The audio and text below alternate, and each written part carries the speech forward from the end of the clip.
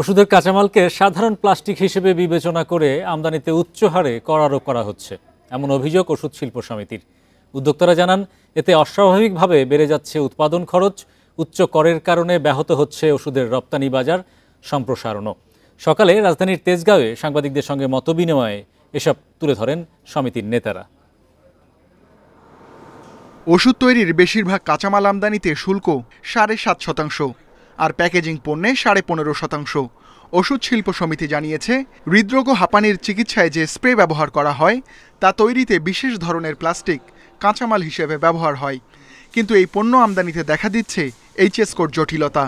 ওষুধের কাঁচামালকে সাধারণ প্লাস্টিক মূল্যায়ন করে ১০০% বেশি শুল্ক আরোপ করা হচ্ছে।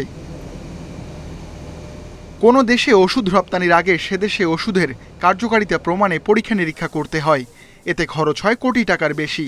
পাশাপাশি দিতে হয় নানা রকম ফি।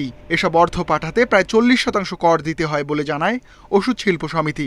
আমরা আশা করব এই দুইটি মৌলিক বিষয়ে এবারের বাজেটে দিক নির্দেশনা আসবে এবং ওষুধ শিল্প এর থেকে রেহাই পাবে। কোনোভাবেই ওষুধের কাঁচামালের কোনো যন্ত্রাংশের ডিউটি, কাঁচামাল এবং অ্যাক্সেসরিজের ডিউটি একটা সিলিংয়ের উপরে যাবে না, এ ধরনের ওনারা একটা সিদ্ধান্তে আসবেন।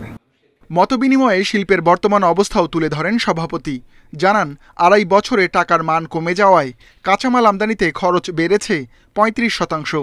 বেড়েছে জ্বালানি খরচ, কর্মীদের বেতন, নতুন করে বাড়ছে ব্যাংক ঋণের সুদহার। নেতাদের দাবি, এই চার চাপের কারণেই বেড়েছে ওষুধের দাম, কমেছে কোম্পানিগুলোর মুনাফা।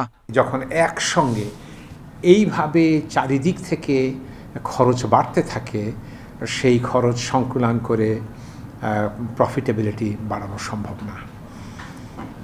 আমরা এই জন্যে এখন একটা ক্রান্তি লগ্নের মধ্যে দিয়ে যাচ্ছি।